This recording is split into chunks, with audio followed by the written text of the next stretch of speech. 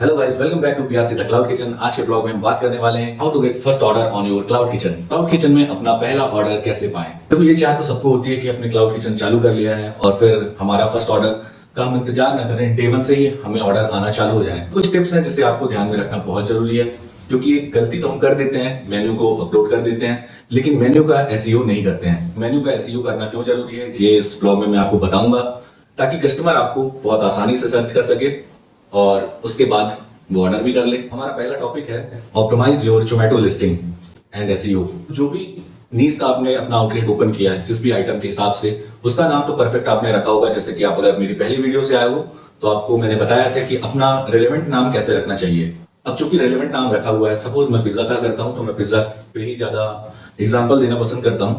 आप अपने नीश के हिसाब से उसको समझ लेना। तो रेस्टोरेंट का नाम और जो हम मेन्यू में डिस्क्रिप्शन लिखते हैं उसको एसईओ कैसे करते हैं। तो एसईओ करने के लिए डिस्क्रिप्शन में जब भी आप लिखें, मतलब जो भी आप समझते हो कि मैं गूगल से कॉपी पेस्ट कर लूं, तो जिंदगी में हर चीज कॉपी पेस्ट पे नहीं चलती है। तो आपको थोड़ा सा दिमाग लगा के वहां पे एक काम करना है कि जैसे मुझे बारबेक्यू पनीर पिज्जा का डिस्क्रिप्शन लिखना है तो मैं लिखूंगा उसमें सारी चीजें, लेकिन अपने आउटलेट का नाम भी उसमें मेंशन कर दूंगा डिस्क्रिप्शन पे, ताकि कस्टमर जब भी सर्च करे पिज्जा की मुझे ये वाला खाना है, तो मैं भी, मेरा आउटलेट भी वहां पे शो होना चालू हो जाए। इसे कहते हैं डिस्क्रिप्शन एसईओ करना।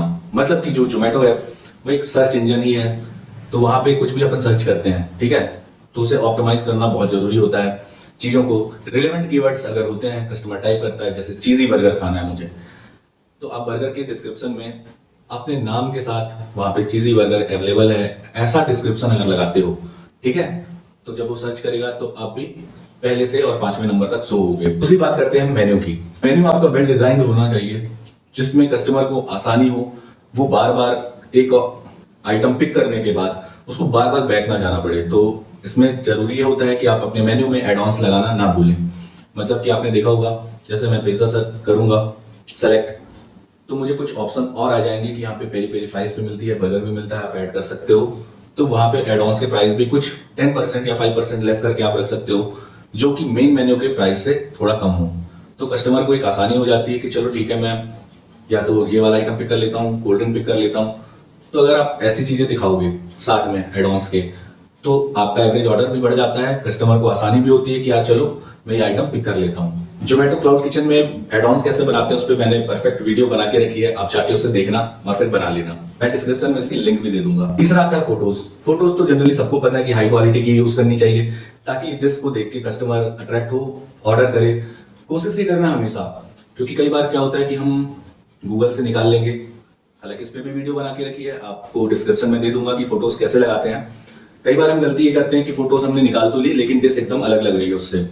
तो आपको कोशिश ये करना है कि जैसे आप फोटो निकाल रहे हो या लगा रहे हो, वैसे खुद की लगाओ तो ज्यादा बेहतर है। अगर गूगल से निकाल के लगा रहे हो आप, तो कोशिश ये करो कि लगभग सेम सेम दिखना चाहिए। मतलब फर्क जो होना चाहिए डिश में वो 19-20% का ही होना चाहिए। हाई क्वालिटी की फोटो लगाने से ये रहता है कि यार कस्टमर को अट्रैक्टिव तो दिखती है, साथ में एक तो जो उसका एक देखने के बाद एक एपेटाइजिंग मोमेंट बनता है कि यार देख के और ज्यादा भूख लग गई। तो आप मेन्यू में फोटो तो लगाएंगे ही लगाएंगे, साथ में मैं आपको सजेशन देता हूँ कि आप एड ऑन्स में भी मेन्यू लगा लें, ठीक है। ये वाली बात तो चलो हो गई।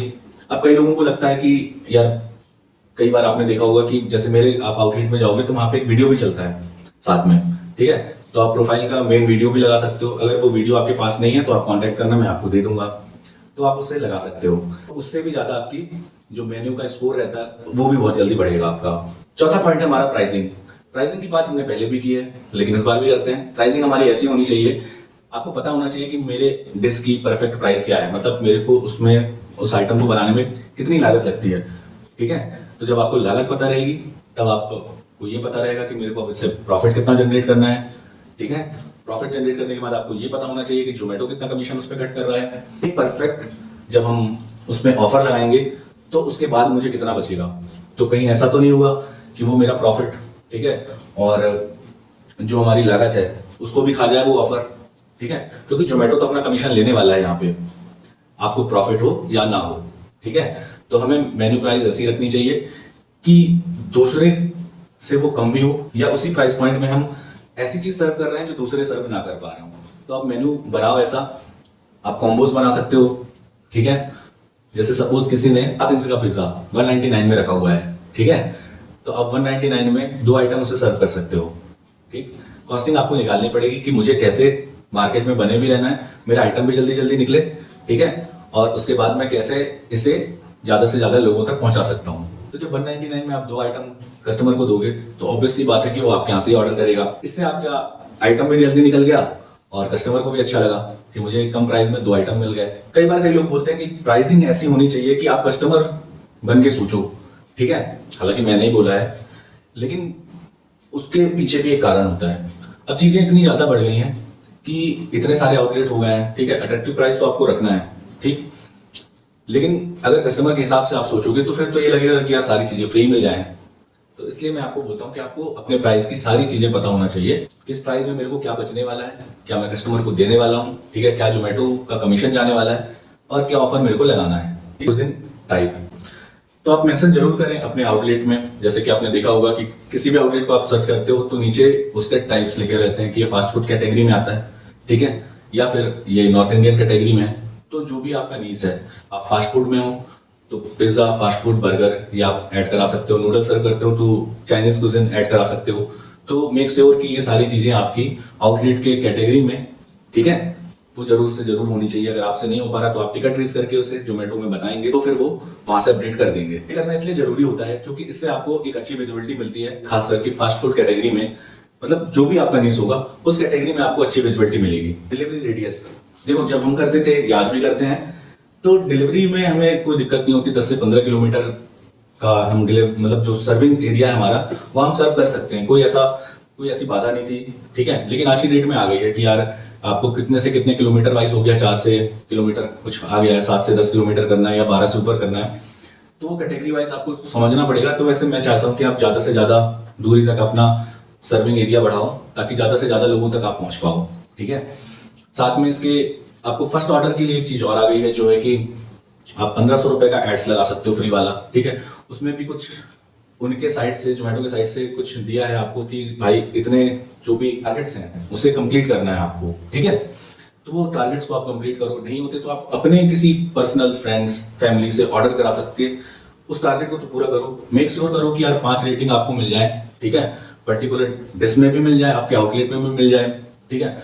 कस्टमर को हमेशा ये बोलो कि सर प्लीज फोटो खींच के रिव्यू दिया करिए, जो भी मैंने भेजा है उसकी फोटो भी क्लिक करिए एंड उसके बाद आप उसे रिव्यू और रेटिंग करिए तो ज्यादा बेहतर होता है। ये चीज आप फ्रेंड्स और फैमिली वालों को भी बोल सकते हो कि जो भी डिश मैंने भेजी है उसकी फोटो क्लिक करके एंड देन फिर मुझे रिव्यू रेटिंग करिए। अब ये सेटअप जैसे ही हो जाता है तो फिर वही है अपना मेन्यू मार्केटिंग में आ जाती है चीजें कि भाई मेन्यू की मार्केटिंग कैसे की जाए। एक तो सबसे अच्छा ऑप्शन है आपका व्हाट्सएप मार्केटिंग। व्हाट्सएप के थ्रू इंस्टाग्राम, फेसबुक में कर सकते हो आप अपनी मार्केटिंग। एक बढ़िया सी पोस्ट बनाओ, मैं चाहता हूँ आप खुद करो, ज्यादा बेहतर है। किसी को पैसा देने से अच्छा है कि यार आप अपनी चीजें करो, खुद का प्रमोशन करो, तो प्रोफाइल डेवलप होती है, आपकी एक अलग इमेज बनती है, एक ब्रांड इमेज बनती है, तो उसे आप खुद करोगे तो ज्यादा अच्छा है। और जैसा कि बताया कि अगर आपको मेरे से हेल्प चाहिए कि मैं उसका प्रमोशन करूं तो फ्री ऑफ कॉस्ट है। आप कमेंट में अपना बताओगे इंस्टाग्राम में, आप मुझे मैसेज कर सकते हो फॉलो करके कि मेरा यहाँ से क्लाउड किचन है और मैं इसे रन करता हूँ, आप मेरी अपने शॉर्ट्स और रील में मेरा प्रमोशन कर दीजिए तो फ्री ऑफ कॉस्ट मैं कर दूंगा उसे। कस्टमर सर्विस एंड फीडबैक अगला पॉइंट जो है हमारा। इसमें जब कस्टमर से आपको रिव्यू और रेटिंग मिलती है तो उसका रिप्लाई भी आपको बहुत जल्द करना चाहिए, ठीक है, और चेक करना चाहिए कि अगर नेगेटिव रिव्यू है तो उसे हम कैसे रिप्लाई करें। कई बार सोचता है कस्टमर कि यार इतना गंदा लिख दिया है, अब मैं उसे रिप्लाई कैसे करूं। तो आपको हम्बल रहना है सारी चीजों के लिए। क्योंकि होता ही है कि उसने पैसा दिया है तो उसकी एक्सपेक्टेशन ऑब्वियसली ज्यादा है कि यार मुझे अच्छा खाना मिलना चाहिए, और बिल्कुल उसका हक भी है। और गलती अगर हो जाती है तो हमें अपनी गलती मानना चाहिए और लिखना चाहिए कि I am sorry, next time हम ध्यान रखेंगे। कई बार होता है कि कस्टमर चाहता है कि रिफंड, तो रिफंड के लिए ये होता है कि यार आप अपनी गलती को परसेंटेज वाइज मान लो कि यार कितनी परसेंट मेरी गलती है। अगर आपको लगता है कि वो प्रीमियम कस्टमर है, दोबारा ऑर्डर कर सकता है, तो कुछ हद तक आप पेमेंट उसे रिटर्न कर सकते हो या उसे ऑफर दे सकते हो कि सर नेक्स्ट टाइम अगर आप ऑर्डर करते हैं तो हम कुछ आपको फ्रीबीज गिफ्ट कर देंगे। कस्टमर को आप इंकरेज कर सकते हो, नोट्स भेज सकते हो, कुछ फ्रीबी आइटम भेज सकते हो, इंकरेज कर सकते हो कि भाई आप रेटिंग रिव्यू करो, तो नोट्स के साथ आप दे सकते हो, चॉकलेट्स दे सकते हो कि सर रिव्यू रेटिंग करिए, नेक्स्ट टाइम आप ऑर्डर करोगे तो आपको फ्री डिश मिल जाएगी, ये जो भी होगा वो आप दे सकते हो उन्हें। आज की डेट में कस्टमर को पकड़ के रखना बहुत टफ है क्योंकि सारा मार्केट लगा हुआ है कि भाई मैं कस्टमर कैसे बनाऊं, ठीक है। हर दिन हर रात लोग लगे हुए हैं मतलब मार्केटिंग करने में, सोशल मीडिया में पोस्ट जा रहे हैं लोगों के, ठीक है, इतनी मार्केटिंग चल रही है कि भाई सिर्फ जैसे हम बोलते हैं ना कस्टमर एक्विजिशन कॉस्ट, ठीक है, तो उसे बनाने के लिए लोग इतना पैसा, बड़े बड़े ब्रांड इतना पैसा लगाते हैं कि भाई एक कस्टमर बन जाए मेरा।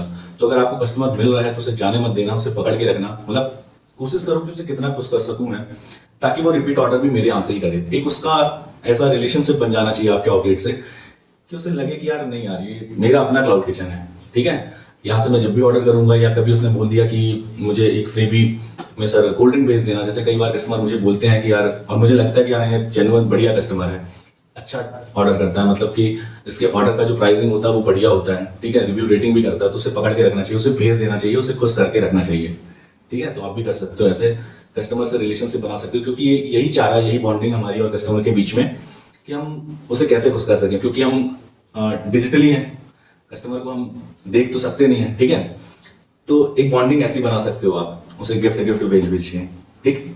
नेक्स्ट जो है कि यार आपने ये तो बता दिया कि कस्टमर को रिफंड कर सकते हैं, पर ये होगा कैसे? आप जोमेटो पार्टनर ऐप के फीडबैक ऑप्शन में जाओगे, ठीक है, जहाँ पे रेटिंग और रिव्यू दिखती है, वहां पे आपको विन बैक एनरोलमेंट फॉर्म मिलेगा, उसे आप भरेंगे तो कस्टमर आपको वहां से डायरेक्ट जो भी उसको दिक्कत होगी, वो टिकट रेज अगर करता है कि यार मुझे रिफंड चाहिए, मुझे ये प्रॉब्लम है, ठीक है, तो उसके थ्रू आप वहां से रिटर्न जो भी पॉलिसीज रहती हैं उसके थ्रू आप वहां से कस्टमर को पे बैक कर सकते हो, ठीक है, अपने किचन से कुछ कूपन अलॉट कर सकते हो कि नेक्स्ट टाइम आप ये वाला कूपन यूज कर सकते हो। तो ये वाला फॉर्म भरना बहुत जरूरी होता है, तो आप ये भर लेना। पहला पॉइंट है ऑफर। क्लाउड किचन में ऑफर कैसे लगाएं? तो क्लाउड किचन में ऑफर लगाने के लिए यार आप पहले तो अपनी नीड्स देखो कि किस कैटेगरी में लगाना है। पिज्जा सर्व करते हो, पिज्जा में लगाना है तो पिज्जा को टैप करो जोमेटो एक्सप्लोर फूड वाले ऐप में और देखो कि कौन से आउटलेट्स दिख रहे हैं और वो कौन सा ऑफर लगा रहे हैं, ठीक है। तो आपको एक चीज पता चल जाती है कि यार अभी ट्रेंडिंग में कौन सा चल रहा है, क्योंकि जिनके पास मैनेजर्स हैं वो उनको बता देते हैं, ठीक है, कि आप ये वाला ऑफर लगाओ, ठीक है। खासकर कि बड़े ब्रांडों को ये थोड़ा सा सहायता ज्यादा मिल जाती है। आप भी ऐसे डिसाइड कर सकते हो कि अभी ये वाला ट्रेंडिंग ऑफर चल रहा है तो इसको मैं भी यूज कर सकता हूँ, ठीक। तो अपने दिमाग का यूज करके ये वाला काम करो।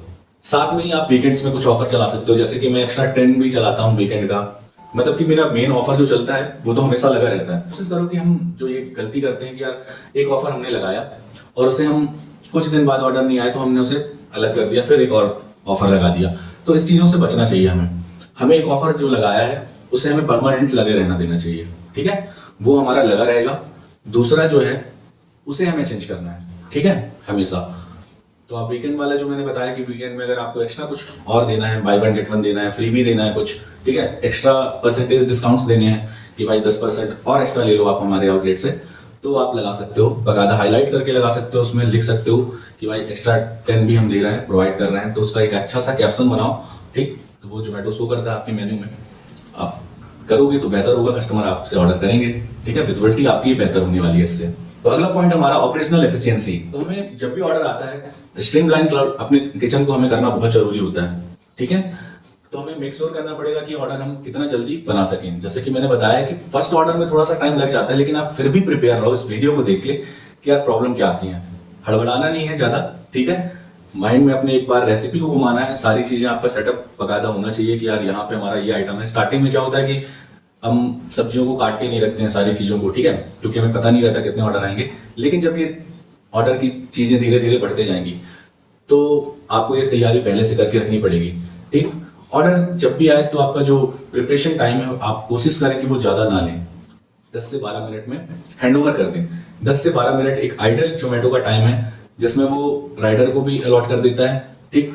और जैसे ही अलॉट होता है राइडर, आपके ऑर्डर रेडी होने से पहले आपको, मैं बता रहा हूँ, ये मैं हमेशा करता हूँ, आपके पास दूसरे ऑर्डर या तीसरा ऑर्डर आने के चांसेस बहुत ज्यादा बढ़ जाते हैं, ठीक है। तो आपको वहां पे नीचे एक दिखेगा भी, एक हैक बताता हूँ छोटा सा, आपको वहां पे दिख जाएगा 3 से 4 या 5 राइडर हैं, ठीक है, जो इसे पिक करने के लिए आ सकते हैं, ठीक। तो आपको ये पता होगा कि भाई 5 राइडर तो हैं, अब आप इसे कितना जल्दी बना के भेज सकते हो। जल्द से जल्द बना के भेज दोगे तो गारंटी दे रहा हूँ आपके पास सेम टाइम में दूसरा से तीसरा ऑर्डर आ जाएगा। और अगर आप उस दूसरे से तीसरे ऑर्डर को भी परफेक्ट टाइम में डिलीवर करते हो या बना के रेडी मार्क कर देते हो, ठीक है, तो आपके पास नेक्स्ट ऑर्डर आने के भी चांसेस बढ़ जाते हैं। मेक श्योर करना कि डिलीवरी पार्टनर को भी आप रेटिंग दो, ठीक है, उनको भी बोलो कि वो भी आपको रेटिंग दें, ठीक। और उनको ये बोलो ऑर्डर देते टाइम कि भाई टाइमली आप मार्क कर देना कि भाई ऑर्डर पिकअप हो गया है।